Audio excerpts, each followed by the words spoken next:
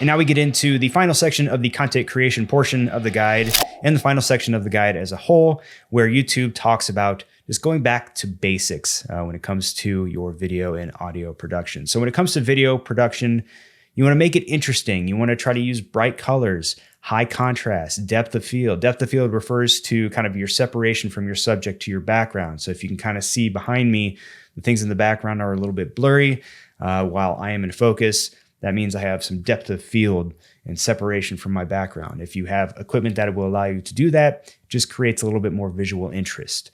Include other interesting visuals when you can, especially if you're in the same set each time. I try to do that here. I feel like I've got some interesting things going on behind me with the lighting and all the little gadgets and gizmos and things like that. So do what you can to make it interesting and visually appealing.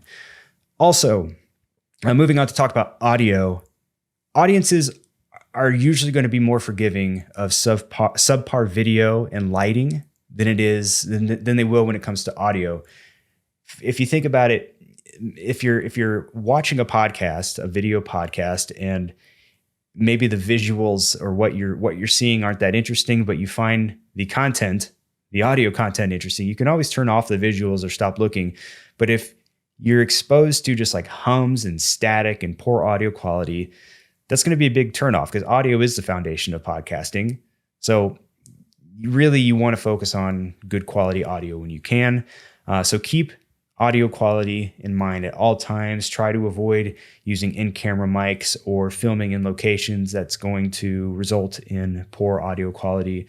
If you want some recommendations on audio equipment that will up your audio game, go check out episode number 106, where I went over some of my gear recommendations for podcasting. Captions and transcripts. So I used to produce a show. It was a weekly show.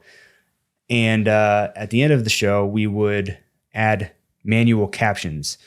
And while they're great, they do take a lot of time. So if you have the opportunity to add captions and transcripts to your videos, do it. If not, you do have some options.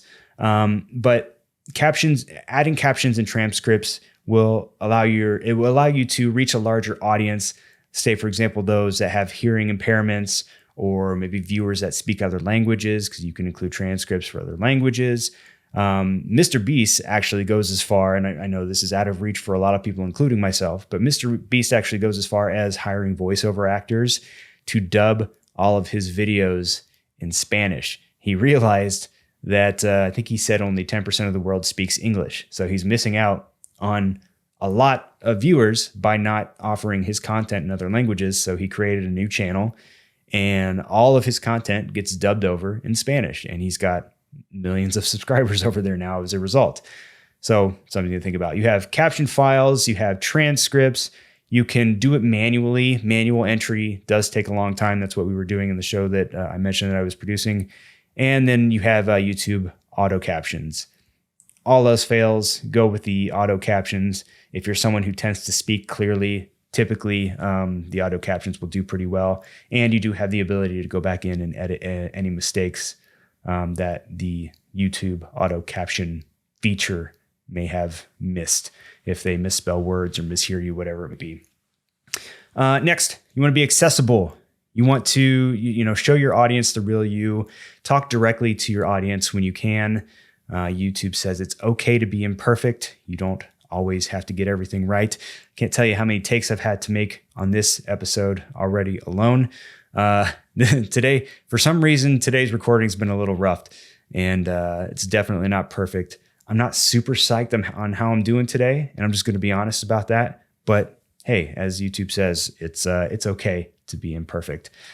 You want to create in bulk when you have the opportunity. So try batch filming if you have the time to do it. It's going to save you time in the long run. It's going to maximize your production output. Batch shooting just basically means, if you have the ability to maybe record multiple episodes at once so that you can spend more time in production. Or let's say you're out at an event, you're capturing footage and you have extra footage to work with. Think about how you can repurpose or reuse some of that content to create some of that content we talked about earlier, like some of the help or hero content. How can that extra footage be used to create that type of content?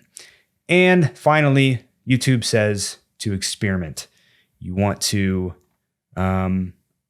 test. You should always be testing. You should always be tweaking and trying new things to see what works. You never know what's going to resonate most with your audience.